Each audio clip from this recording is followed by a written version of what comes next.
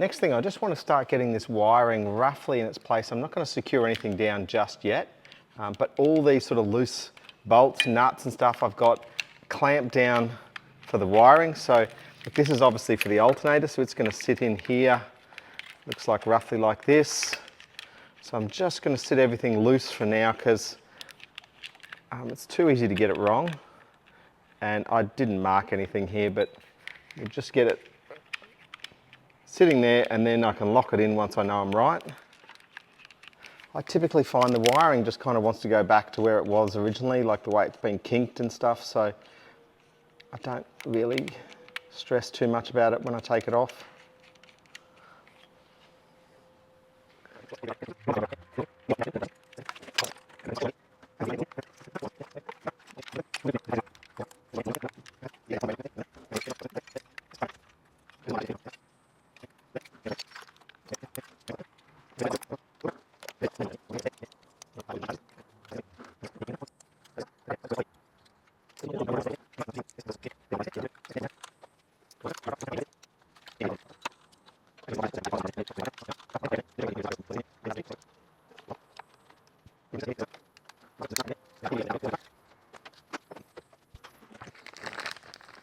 Okay, now in just replacing this thermostat, I want to acknowledge something here because what we're going to have to do is flush out this cooling system lots of times fairly quickly because I don't want this oil affecting this new thermostat.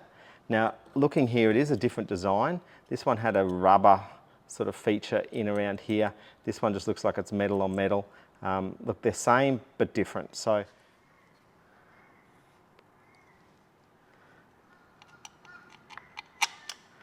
run the 3 bolts back on.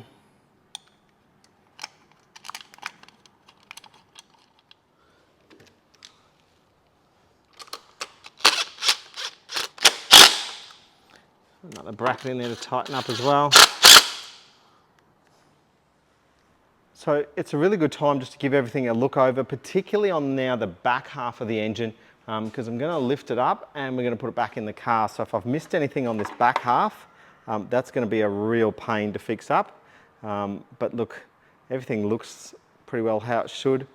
Just can't remember if there was another connector on there, but oh well, we'll wait and see. There doesn't appear to be anything missed. They're for our 2 heater hoses. So the next thing is we'll lift this up and put it into the car.